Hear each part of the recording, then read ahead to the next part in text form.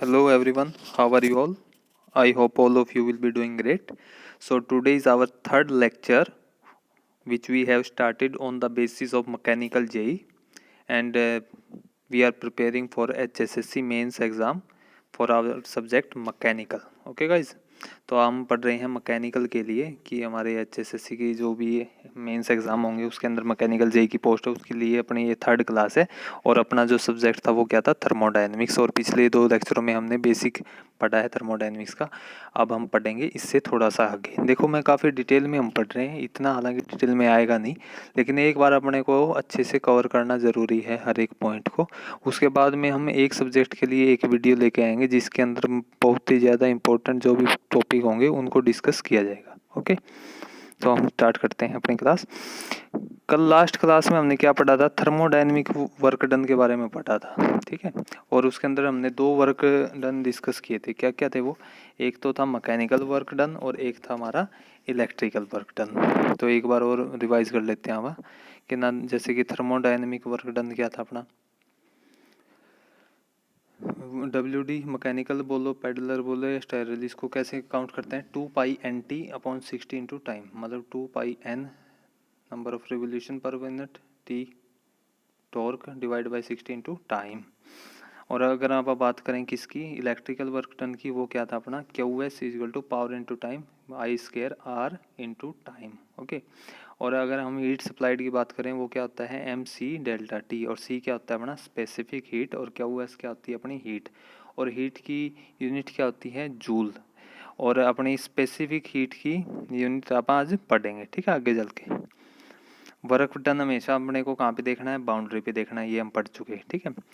तो सबसे पहले ये अपना जो केस है, ये अपनी जो फिगर अपने को देख पा रहे हैं, ये जैसे कि ये लगी हुई है, वर्क डन हमेशा कहाँ पे देखते हैं, बाउंड्री पे देखते हैं। लेकिन बाउंड्री पे कुछ भी मेंशन नहीं है, तो मतलब ये कैसा सिस्टम हो गया अपना, आइसोलेटेड सिस्टम हो गया।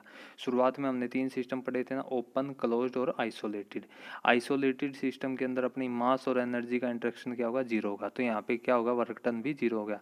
In this case nothing will cross the boundary, then here thermodynamic work done is zero, therefore thermodynamic work done for isolated system is zero। ठीक है दोस्तों, तो यहाँ से अपने से सीधा क्वेश्चन पूछा जाएगा कि thermodynamic work done isolated system के लिए क्या होगा, जीरो होगा, ठीक है। Note, work done, thermodynamic work done is A boundary phenomenon, ठीक है।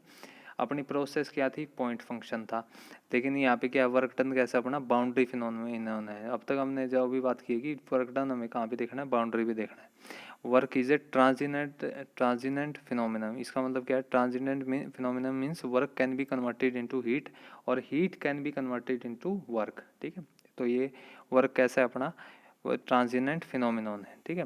Displacement work done is in close system, या क्लोज सिस्टम को अपन नॉन फ्लो सिस्टम भी बोलते हैं, या नॉन फ्लो वर्क डन, और या रिवर्सिबल वर्क डन भी बोलते हैं इन क्लोज सिस्टम को। इसके बारे में पढ़ेंगे, ठीक है। सबसे पहले पिस्टन सिलेंडर अरेंजमेंट हम देख पा रहे हैं। डिस्प्लेसमेंट क्या होती है, हमने वर्क डन को कैसे भी पढ़ा है कि फोर्स इनटू डिस्प्लेसमेंट की जो भी मल्टीप्लिकेशन होगी वो अपना क्या होगा, वर्क डन होगा। उसी तरह यहाँ पे अपन वर्क डन कहाँ पे देखेंगे, बाउंड्री पे देखेंगे। मतलब जैसे यहाँ पे सिलेंडर अरेंजमेंट है जिसका इसका एरिया ए मान लिया पिस्टन का, और ये कहाँ से एक्सपेंड हुआ, तो इस कितनी लेंथ एक्सपेंड की इसने, एल। और ये मान लिया हमने, छोटी सी बाउंड्री मान ली पिस्टन की, ठीक है। पर वर्क होगा वह डिस्प्लेसमेंट वर्क डन होगा। पी प्रेशर है अपना, जो भी गैसेज का वो प्रेशर लगाएगा, और एटमॉस्फेरिक प्रेशर इससे कम होगा। तो डी एक्स हमने स्मॉल डिस्प्लेसमेंट मान ली, ए मान लिया हमारा cross sectional area of piston. तो डिस्प्लेसमेंट वर्क डन क्या होगा, फोर्स इंटू डिस्प्लेसमेंट, फोर्स की क्या होता है, प्रेशर इंटू एरिया, और इंटू डी एक्स माननी हुई हमने। तो एरिया इंटू डी एक्स क्या हो जाएगी अपनी, वॉल्यूम हो जाएगी, चेंज इन वॉल्यूम। तो डेल डब्ल्यू से हम रिप्रेजेंट करेंगे अपने वर्क डन को, जो कि इसके इक्वल हो जाएगा इनिशियल से लेके फाइनल तक प्रेशर इनटू वॉल्यूम, ठीक है। ये इक्वेशन ए मान ली हमने। इक्वेशन ए किस किस के लिए वैलिड होगी, 3 चीज़ों के लिए वैलिड होगी। पहली क्या है, work done should be displacement work done, मतलब अपना जो भी वर्क डन होना चाहिए वो कैसा होना चाहिए, डिस्प्लेसमेंट वर्क डन होना चाहिए। प्रोसेस कैसी होनी चाहिए, रिवर्सिबल प्रोसेस होनी चाहिए। और तीसरा क्या है, system should be closed system होना चाहिए। कैसा सिस्टम होना चाहिए, system should be closed system होना चाहिए, ठीक है, या नॉन फ्लो सिस्टम होना चाहिए। तो और ये वर्क डन हमारा क्वैसी स्टैटिक के लिए भी मान सकते हैं। ठीक है, अब आप बात चलते हैं इससे आगे कि ना प्रेशर के अंदर बहुत कम चेंज हुआ है। नोट यहाँ पे डाल के क्या बात करेंगे, एरिया अंडर, अगर हम एरिया वर्क डन निकालते हैं प्रेशर और वॉल्यूम डायग्राम पे, तो एरिया अपना कहाँ पे प्लॉट होगा, वॉल्यूम एक्सिस पे प्लॉट होगा। वही लिखा हुआ है, area under PV diagram plotted on volume axis will give us non flow reversible process work done और displacement work done for close system. ठीक है, और अब आप पढ़ते हैं वर्क डन के बारे में कुछ बातें। जैसे यहाँ पे पीवी डायग्राम पे आप दो पॉइंट देख रखे हैं, पॉइंट 1 और पॉइंट 2। एक पे जा रहा है ए पास से, दूसरे पे जा रहा है बी पास से। प्रोसेस है 1A2, एरिया कवर किया इसने पूरे वाला। प्रोसेस क्या है 1B2, तो अपना एरिया नीचे वाला कवर हुआ है ना, ये रिप्रेजेंट किया हुआ है। तो लेकिन एरिया 1A2 वाला बड़ा है किससे, एरिया 1B2 वाले से। तो वर्क डन कौन ज़्यादा करेगा, पहले वाला ज़्यादा करेगा दूसरे वाले से ना, तो ये इक्वल तो है नहीं। तो यहाँ से अपने को क्या पता लगता है, तो the initial point and final point for the both processes are same, work done दोनों का सेम है, but work done is different. Process initial point और फाइनल पॉइंट तो है सेम, लेकिन वर्क डन क्या है, अलग अलग है। पहले वाले पाथ ने ज़्यादा वर्क की है बाकी दूसरे वाले से। It means that work done is dependent upon the path. Work done मतलब किस पे डिपेंड करता है, पाथ पे डिपेंड करता है कि कौन सा पाथ फॉलो किया गया है। ठीक है, work done is independent of point. Work done को पॉइंट से कोई मतलब नहीं है, वर्क डन को मतलब किससे है, पाथ से। Work done is not a property, work done is a path function. Work done is always an inexact differential. ठीक है, कैसा डिफरेंशियल है, इनएग्जैक्ट। ठीक है, therefore work done for a process is always written as del W से represent करते हैं, क्योंकि ये क्या है, इनएग्जैक्ट डिफरेंशियल है। ठीक है, अब आप बात करने जा रहे हैं किसके लिए, non flow reversible process work done for different thermodynamic processes. मतलब non flow reversible process type का वर्क डन निकाल लेंगे किसके लिए, थर्मोडायनेमिक प्रोसेसेस के लिए निकाल लेंगे, जो अपने पहले पढ़ चुके हैं। कौन सी, आइसोबारिक, आइसोकोरिक। ठीक है, और इसके अलावा कौन सी थी, आइसोकोरिक होगी, आइसोबारिक होगी, आइसोथर्मल होगी, एडियाबैटिक होगी, पॉलीट्रोपिक होगी। इन प्रोसेसेस के लिए सबसे पहले अपन ने क्या उठाई है, आइसोकोरिक या आइसोमेट्रिक भी बोलते हैं, या कांस्टेंट वॉल्यूम होती है इसमें। इसके लिए एजम्पशन पहले मानेंगे कि सिस्टम है क्लोज है, रिवर्सिबल प्रोसेस है, मतलब कोई स्टैटिक प्रोसेस है अपनी। Work done should be displacement work done. ठीक है, तो यहाँ पे क्या है, वही अपना वर्क डन किसकी खुला है, पीडीवी, इनिशियल से लेके फाइनल तक। आइसोकोरिक प्रोसेस में क्या होता है, अपनी वॉल्यूम होती है कांस्टेंट। वॉल्यूम कांस्टेंट है तो वर्क डन कितने हो जाएगा, 0 हो जाएगा। तो आप क्या कर सकते हैं, कोई भी क्लोज्ड या रिजिड सिस्टम है ना, उसमें वॉल्यूम है अपनी कांस्टेंट, तो वहाँ पे वर्क डन क्या होगा, 0 होगा, मतलब कुछ भी मूवमेंट नहीं होगी। ठीक है, दूसरा कौन सा अपना, आइसोबारिक या आइसोपिस्टिक या कांस्टेंट प्रेशर प्रोसेस। इसके अंदर अब्जम्पशन क्या है, क्लोज सिस्टम है, रिवर्सिबल प्रोसेस है, डिस्प्लेसमेंट वर्क डन है। ठीक है, वर्क डन क्या होगा अपना, इनिशियल से फाइनल तक होगा पीडीवी। आइसोबारिक है तो प्रेशर को क्या रख दिया, कांस्टेंट, हमने प्रेशर को बाहर निकाल दिया। ठीक है, तो क्या बच गया, अंदर में वी एफ से वी इनिशियल तक रह गया, प्रेशर को बाहर रखा हमने। ठीक है, उसके बाद में अपना क्या है, अपना आइसोथर्मल आ गया। इसके अंदर भी एजम्पशन वही रखेंगे, क्लोज सिस्टम है, रिवर्सिबल प्रोसेस है, क्वैसी स्टैटिक है, डिस्प्लेसमेंट है। यहाँ पे डेल डब्ल्यू क्या अपना होगा, पीडीवी। ठीक है, और इसके बाद में आप आइडियल गैस के लिए पीवी क्या होता है, अपना कांस्टेंट हो गया आइडियल गैस के लिए। इक्वेशन फॉर आइसोथर्मल क्या होता है, पीवी इक्वल टू कॉन्स्टेंट, तो पीवी इक्वल टू एमआरटी भी होता है, अपने को आइडियल गैस इक्वेशन से पता है, जो कि इक्वल होता है किसके, कांस्टेंट के। पीवी इक्वल टू क्या हो गया, कांस्टेंट। तो प्रेशर की वैल्यू निकाल लेंगे यहाँ से, constant by V, C upon V हो गया। प्रेशर क्या हो गया फिर, इसका मतलब इनवर्सली प्रोपोर्शनल है किसके, वॉल्यूम के। और इसको अब आप पुट कर देंगे अपनी इक्वेशन नंबर फर्स्ट में, जो क्या थी, del W equal to P D V, del W equal to C upon V, pressure की जगह पे रख दिया हमने डी वी। और इसके निकाल के अपने पास में इस तरह की 4 इक्वेशन आ जाएंगी, इनको याद करने की कोई जरूरत नहीं। उसके बाद में अपनी फोर्थ क्या है, एडियाबैटिक प्रोसेस। एडियाबैटिक प्रोसेस में क्या होता है अपना, गामा होता है, P V gamma equal to constant. Assumption वही माननी है कि क्लोज सिस्टम है, रिवर्सिबल क्वैसी स्टैटिक प्रोसेस है, डिस्प्लेसमेंट वर्क डन है। इसके लिए भी डेल डब्ल्यू के अपना पी डी वी, इनके अंदर ना आप वैल्यू को रखेंगे कैसे, पी वी की power gamma is equal to constant, P की वैल्यू निकाल लेंगे, क्या आ जाएगी सी वी की पावर गामा, और इनके अंदर वैल्यू रखेंगे ना तो अपने पास में ये रिजल्ट आ जाएंगे। ठीक है, 2। और यही पॉलीट्रोपिक में गामा की जगह क्या रख देंगे, एन रख देंगे, तो अपनी वैल्यू आ जाएंगी ये। ठीक है, इनके बारे में अपने को ज़्यादा डिटेल में बात नहीं करनी। ठीक है, अब बात करते हैं sign convention of work done. मतलब अपने को देखते हैं ना, कभी अपने को वर्क लेना पड़ता है नेगेटिव, कभी वर्क लेना पड़ता है पॉजिटिव, तो अपन ये साइन कन्वेंशन कैसे लेते हैं। ठीक है, जैसे जब भी बाहर से सराउंडिंग कोई सिस्टम पे काम करेगा ना तो वो तो लेते हैं नेगेटिव, जब सिस्टम काम करेगा ना किसी सराउंडिंग पे तो उसको लेते हैं पॉजिटिव। अब इसको अपन डिटेल में पढ़ेंगे। देखो, सबसे पहले वर्क इन हो रहा है, सिस्टम पे वर्क किया जा रहा है तो उसको लेंगे नेगेटिव। अगर सिस्टम काम कर रहा है तो वो आउट होगा तो वो होगा positive. Work input always taken as negative work done.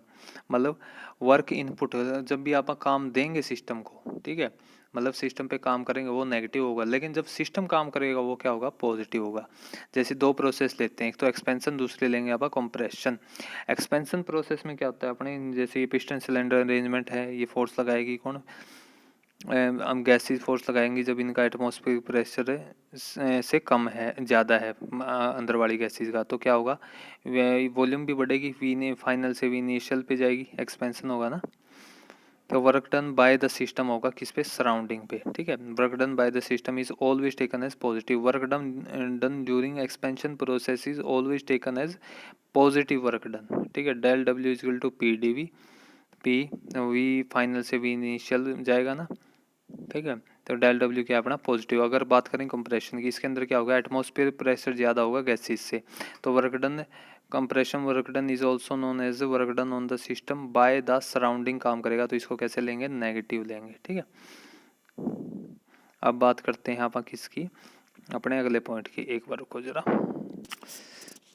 तो अगला अपना कंसेप्ट क्या रहेगा कि कंप्रेसिबिलिटी फैक्टर, या इसको बोल देते हैं कंप्रेशन फैक्टर, या इसको बोल देते हैं गैस डेविएशन फैक्टर, और जिसको रिप्रेजेंट करते हैं जेड से। ठीक है, कंप्रेसिबिलिटी फैक्टर या कंप्रेशन फैक्टर या फिर गैस डेविएशन फैक्टर रिप्रेजेंट करते हैं जेड से। ये किसके क्या होता है अपना, molar mass of real gas, molar mass of real gas divide by molar volume of, एक मिनट ना दोस्तों, तो अपना ये जेड किसके इक्वल होता है, ये इक्वल होता है molar mass of real gas divide by molar mass of ideal gas. ठीक है, molar mass of real gas तो मान दिया पी, और अपने को वो पता है आइडियल गैस के लिए इक्वेशन क्या होता है, P V equal to N R T होती है ना। तो उसका वॉल्यूम को निकाल क्या लिया अपन ने, वी निकाल के क्या लिया, जैसे ये देखो आइडियल गैस इक्वेशन होती है P V equal to N R T, v is equal to N R T upon P, तो इसको ऊपर पुट कर दिया, v की जगह पे N R T upon P, तो क्या हो गया, ये p ऊपर चला गया, P V upon N R T, और आर बार क्या है अपना यूनिवर्सल गैस कांस्टेंट, जिसकी वैल्यू आप पहले डिस्कस कर चुके हैं, कितनी होती है 8314 joule divide by kilo mole dot kelvin. ठीक है, उसके बाद में हमने क्या किया, Z is equal to P V upon N R bar T is equal to P V upon M by M, N किसके इक्वल होता है, एम बाई एम के इक्वल होता है मास अपॉन मोलिकुलर मास, तो इसको रिप्रेजेंट किया तो वो क्या आ गया अपना P V Z is equal to P V upon M R T, या इसको क्या लिख सकते हैं, मास अपॉन वॉल्यूम क्या होता है, density P upon rho R T, ये अपनी वैल्यू हो जाएंगी, तीन ही डब्बे में दिख रही है ना, Z is equal to P V upon N R bar R T is equal to P V by M R T equal to P by rho R T. ठीक है, जेड क्या होता है अपना volume actual upon V ideal मान लो, तो इसको ऐसे भी तो लिख सकते हैं, mass upon density actual divide by mass upon density ideal, लेकिन मास तो अपने को कॉमन ही लेना पड़ेगा अगर आप कंपैरिजन कर रहे हैं किसी भी रियल गैस का आइडियल गैस के साथ में, तो मास को हमने ले लिया एक्चुअल, कि मास एक्चुअल का और आइडियल का क्या है, इक्वल है, तो ये जेड किसके इक्वल हो जाएगा, density ideal gas divide by ये डेंसिटी ऑफ एक्चुअल गैस। ठीक है, और यहाँ से क्वेश्चन आते हैं, देखो दो, for an ideal gas Z ideal क्या होता है, हमेशा 1 होता है। ठीक है, मतलब फॉर आइडियल गैस जेड मतलब कंप्रेशन फैक्टर क्या होता है अपना 1 होता है, और फिर रियल गैस ये वेरी करता है किस किस में, देखो 1 से ज़्यादा भी हो सकता है और 1 से कम भी हो सकता है। कैसे, जेड अगर रियल लेस है मतलब 1 से कम है, तो वहाँ पे रियल क्या होगी, रो डेंसिटी रियल होगी किससे, रो आइडियल से, और जेड अपना कंपैरिजन फैक्टर 1 से ज़्यादा कब होगा, जब रो रियल क्या है अपना कम होगा रो आइडियल से। ठीक है, अब बात करते हैं graphical representation of different thermodynamic processes on PV diagram. मतलब graphical representation of different thermodynamic processes on PV diagram for an ideal gas के लिए। ठीक है, अपने को ये इक्वेशन पकड़ के रखनी है, पीवी की पावर के है किसके इक्वल है, कांस्टेंट के। ठीक है, सबसे पहले एडियाबैटिक प्रोसेस कौन सी होती है, जिसके अंदर हीट इंटेक्शन जीरो होती है। ये क्या होती है इसकी इक्वेशन, पीवी की power gamma is equal to C, तो के की जगह पे क्या आ जाएगा, गामा आ जाएगा, जिसकी वैल्यू होगी 1 से ज़्यादा। पॉलीट्रोपिक प्रोसेस जिसमें हीट इंटेक्शन क्या होता है, मिनिमम होता है, पीवी की power N equal to constant हो जाएगा, क्या हो जाएगा अपना, के हो जाएगा एन, और एन की वैल्यू लाई करेगी 1 और गामा के बीच में। ठीक है, आइसोथर्मल के लिए पीवी इजिकल टू कॉन्स्टेंट हो जाएगा, यहाँ पे के की वैल्यू क्या है 1 हो जाएगी। ठीक है, आइसोबारिक के अंदर पी कॉन्स्टेंट है, पीवी की पावर के इजिकल टू सी है, के की वैल्यू क्या हो जाएगी अपनी 0 हो जाएगी ना, एज पी इजिकल टू सी। ठीक है, आइसोकोरिक प्रोसेस के अंदर क्या हो जाएगी अपनी, वॉल्यूम कांस्टेंट हो जाएगी। देखो पीवी की पावर के इक्वल टू सी, पीवी की पावर के को 1/k दोनों तरफ लिख सकते हैं किसी भी कांस्टेंट के, तो यही रहेगी अपने ना, पी की power 1/k dot V equal to C, K equal to infinity V equal to C. Pressure volume के लिए देखो इस तरह से बनेगा, एक्सपेंशन के लिए सी 0 है, और इस ये कंप्रेशन के लिए 2 फिगर है अपनी। ठीक है, अब बात करते हैं अगर आप slope of an isothermal process क्या होगा, P V equal to C, differentiate करेंगे बोथ साइड, इस तरह से निकल के आएगी। तो यहाँ पे अपने को एक चीज़ याद रखनी है कि ना, स्लोप ऑफ आइसोथर्मल प्रोसेस पेपरों में पक्का पूछता है, क्या होगा ये, D P upon D V equal to minus P upon minus V, जब टी इजल टू कॉन्स्टेंट, मतलब आइसोथर्मल के लिए ले रहे हैं, D P upon D V equal to minus P upon V. Adiabatic process के लिए क्या लेंगे, पी वी की power gamma equal to C, differential both sides. ठीक है, और इसके लिए क्या होगा अपना, D P upon D V, adiabatic के लिए गामा आ जाएगा बस, माइनस पी अपॉन वी वही रहेगा। मतलब स्लोप अपन ने किसकी बात की, आइसोथर्मल के लिए क्या था, D P upon D V equal to minus P upon V, और एडियाबैटिक के लिए इसमें साथ में क्या आ गया, गामा आ गया। ठीक है, तो यहाँ से अपने को क्या पता लगता है कि एडियाबैटिक का ना, एडियाबैटिक के लिए ज़्यादा होगा किससे, टेम्परेचर वाले से, आइसोथर्मल वाले से। क्यों, क्योंकि गामा की मल्टीप्लाई भी तो होगी ना इसमें साथ में। ठीक है, अगर अब आप बात करें सबसे ज़्यादा स्लोप किसका होगा, देखो D P upon D V होगा, जब वॉल्यूम क्या अपनी कांस्टेंट, फिर क्या हो गया एडियाबैटिक का हो गया, फिर क्या हो गया अपना पॉलीट्रोपिक का हो गया, उसके बाद में अपना क्या हो गया अपना आइसोथर्मल का हो गया, और सबसे कम किसका हो गया, आइसोबारिक का हो गया। ठीक है, अब हम बात करते हैं किसकी, pressure of an ideal gas का प्रेशर कितना होता है, according to kinetic theory of gas average normal force exerted by the gas molecule is called pressure of gas. मतलब क्या है, according to the kinetic theory of gas average normal force exerted by the gas molecule is, मतलब average normal force gas के molecule ने जो आपस में लगाया है ना, उसी को क्या बोलेंगे, प्रेशर ऑफ गैस बोलेंगे। प्रेशर किसका फंक्शन होता है, प्रेशर फंक्शन होता है टेम्परेचर का और डेंसिटी का, ये अच्छे से याद रखना है। प्रेशर किसका फंक्शन होता है, टेम्परेचर का और डेंसिटी का। Pressure of gas is strong function of temperature and density. Average kinetic energy of molecule कितनी होती है, average kinetic energy of molecule, देखो वैसे तो काइनेटिक एनर्जी क्या होती है, हाफ एम वी स्क्वायर, लेकिन average kinetic energy of molecule कितनी होती है अपनी, average 3/2 are bar dot T, और आर का बार क्या अपना यूनिवर्सल गैस कांस्टेंट, जिसकी वैल्यू कितनी होती है 8314, और काइनेटिक एनर्जी और किसके डायरेक्टली प्रोपोर्शनल होगी, टेम्परेचर की, अपने को देखने को मिलती है ना। यहाँ से अपने को 2 फार्मूले याद रखने की, प्रेशर किसका फंक्शन होता है, टेम्परेचर का और डेंसिटी का, और एवरेज काइनेटिक एनर्जी कितनी होती है 3/2 आर बार डॉट टी, और यहाँ से काइनेटिक एनर्जी किसका डायरेक्टली प्रोपोर्शनल होता है, टेम्परेचर के। अब बात करते हैं root mean square velocity, CRMS, वो कितना होता है 3 R bar T divide by M और अंडर रूट होता है। देखो ये 11th क्वेश्चन 11th क्लास में हमने पढ़े होंगे फिजिक्स के अंदर, उसके अंदर आता है ये। रूट मीन स्केयर वेलोसिटी क्या होती है, CRMS 3 R bar T divide by M. अगर बात करें average speed of gas molecule कितनी होती है, under root omega R T. ठीक है दोस्तों, और यहाँ से अपने को वी ओमेगा किसके इक्वल होता है 1 प्लस में 2f, यहाँ से अपन f निकाल सकते हैं, f क्या होती है डिग्री ऑफ फ्रीडम, और अपनी गामा क्या होता है एडियाबैटिक इंडेक्स होता है। ठीक है, यहाँ से अब हम मोनो एटॉमिक के लिए, डाई एटॉमिक के लिए अलग अलग तरह के डिग्री ऑफ फ्रीडम या एडियाबैटिक इंडेक्स निकाल सकते हैं। यहाँ से अपने को एक याद रखना है कि गामा एडियाबैटिक इंडेक्स एयर का कितना होता है, 1.4 होता है। ठीक है, ऐसे ही पॉलीट्रोपिक के लिए निकाल सकते हैं। पॉलीट्रोपिक के अंदर दो कंडीशन बनती हैं, क्या? एक तो बनती है लीनियर ट्राई एटॉमिक गैस की, उसका कितना होता है एडियाबैटिक इंडेक्स 1.24, और नॉन लीनियर का कितना होता है 1.33।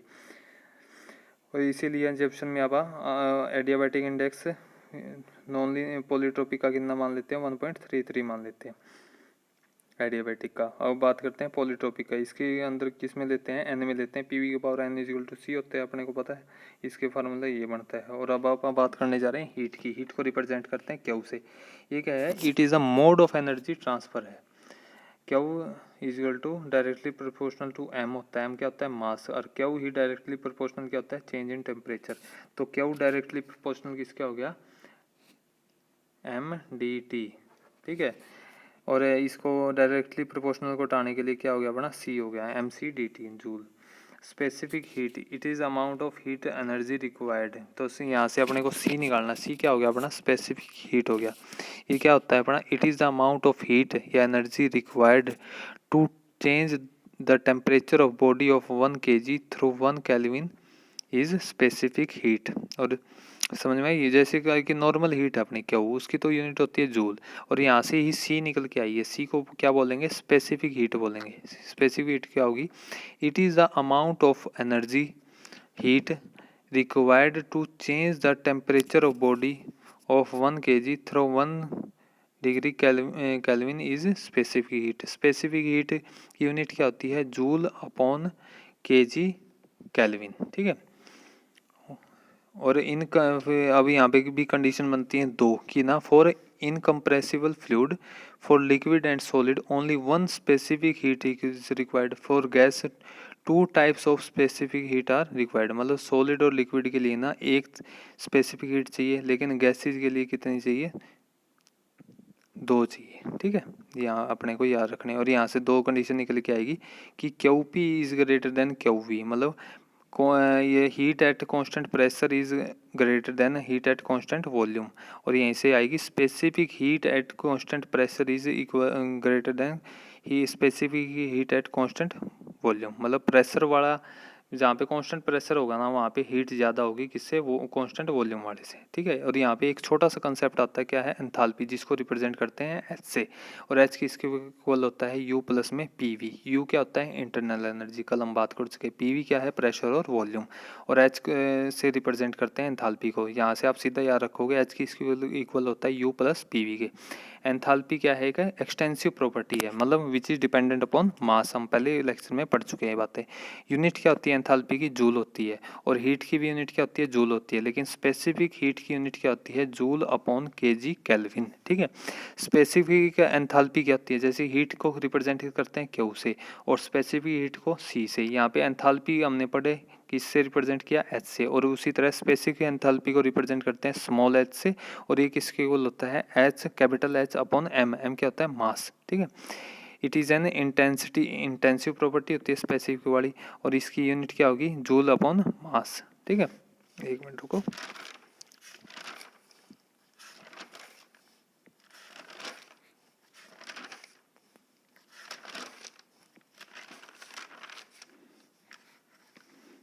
जूल अपॉन केजी, मतलब मास है तो उसकी यूनिट क्या होगी अपनी, केजी होगी। ठीक है, अब बात करते हैं, एक मेयर्स रिलेशनशिप होती है। जैसे कि अपने पता है कि आइडियल गैस के लिए H is equal to U plus P V, अपने को पता लग गया क्या होती है, एंथैल्पी होती है। यू हो गया इंटरनल एनर्जी, पी और वी क्या हो गया, प्रेशर वॉल्यूम। और P V equal to M R T होता है आइडियल के लिए। इसके अंदर ये दोनों इक्वेशन हमने रख दी। तो यहाँ पे ना मेयर्स की इक्वेशन निकल के आती है, वो क्या होती है, C P minus C V equal to R. R क्या अपना करेक्टरिस्टिक्स कॉन्स्टेंट है। ठीक है, ये याद रखना है अपने को, C P minus C V equal to R, जो कि होता है ऑलवेज पॉजिटिव। ठीक है, यहाँ से गामा की वैल्यू भी निकाल सकते हैं, क्या होती है, C P upon C V. ठीक है, सी पी कितने किसके इक्वल हो गया, गामा इंटू सी वी। ठीक है, इस तरह की बातें, सी वी माइनस है। और अपने को ये प्रैक्टिकल एक्सपेरिमेंट भी करवाया था मेयर्स ने। और यहाँ से अपने को सिर्फ इक्वेशन याद रखनी है। इक्वेशन क्या थी कि ना, यहाँ पे दो तरह की इक्वेशन बनेगी कि ना, केस वन बनेगा फॉर मोनो एटॉमिक गैसेज के लिए, ने क्या होगा, टेम्परेचर अगर बढ़ेगा सी पी और सी वी और गामा क्या रहेंगे, कांस्टेंट रहेंगे, चाहे टेम्परेचर कितना भी डालो। मोनो एटॉमिक गैसेस के लिए, for non mono atomic gases अगर अपना Cp और Cv बढ़ेगा ना, अगर मान लो टेम्परेचर बढ़ा अपना, Cp और Cv दोनों बढ़ेंगे, लेकिन गामा क्या होगा, गामा होगा कम। गामा क्या है अपना, एडियाबैटिक इंडेक्स। ठीक है दोस्तों, तो उम्मीद करता हूँ आप सभी को समझ में आया होगा। मुझे पता है कि आप अपना इतना डिटेल से नहीं पढ़ पा रहे, क्योंकि मैंने भी काफ़ी टाइम बाद ही टेक्निकल किताबों को उठाया है। मेरा मोटिव ये है कि मैं अच्छे से रिवाइज कर सकूं, और ये नोट्स हैं। वैसे अपन जो स्पेसिफिक वीडियो या क्लास लेके आएंगे वो उसमें आपको समझ में आएगा, क्योंकि उसमें अपन रट्टा टाइप ही मान लो वही करेंगे, क्योंकि समझने का तो इतना टाइम है नहीं, क्योंकि ना तो कोई सिलेबस फिक्स है अभी, ना ही कुछ पेपर फिक्स है कि किसका नाम आएगा किसका नहीं आएगा। चलो दोस्तों, अपना काम है कि हमारा डेली क्लास डाल देंगे, जिसको देखनी है देखो, नहीं देखनी तो मत देखो। ठीक है, थैंक यू वेरी मच।